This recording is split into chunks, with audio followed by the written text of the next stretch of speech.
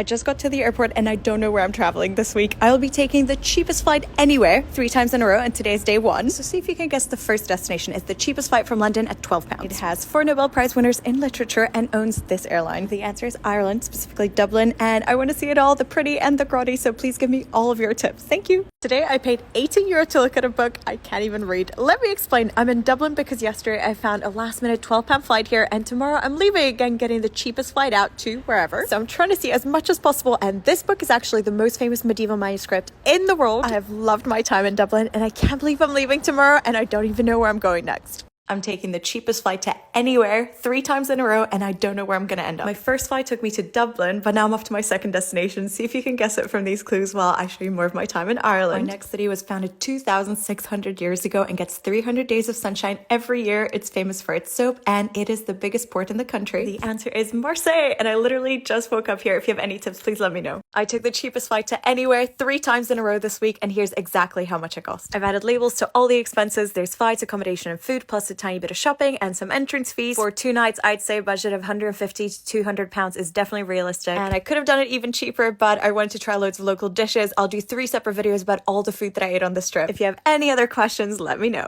I took the cheapest flight to anywhere 3 times in a row this week, and here's exactly how I did it. First of all, I set some ground rules. Number 1, no repeating countries. Number 2, spending 2 nights in each place. And number 3, only spending £200 per destination. I got loads of questions about how I booked flights, but to be honest, it was really simple. Personally, I use the Kiwi.com app, which lets you choose anywhere as your destination, and then I'd sort the results by cheapest. That's it. Oh, and I always book the night before, just so I'd know if I had to get up for a super early flight. So with my rules, I would be flying to Milan tomorrow, but instead I'm flying home, but not for long, because I'm going to Argentina for 3 months on Friday. I'm so excited. The other question I got a lot was about accommodation, and was it super expensive last minute? Like I said, I had a £200 spending limit per destination, including flights and accommodation. So I mainly stayed in hostels, paying about £35 to £50 per night, and I've been super impressed. Like the one I'm at right now literally has a rooftop pool. I have done a full budget breakdown for each destination, so let me know if you'd like me to do a separate video about that. Now, I want to mention a few caveats. First of all, I am an EU citizen and privileged with a very strong passport. Second, this is much more feasible in Europe than on other continents. And finally, flying is obviously not the most eco-friendly mode of transport. We can talk more about that in another video, so let me know if you'd like that. Overall, this has been such a fun solo travel adventure, super budget friendly, and I would totally recommend it.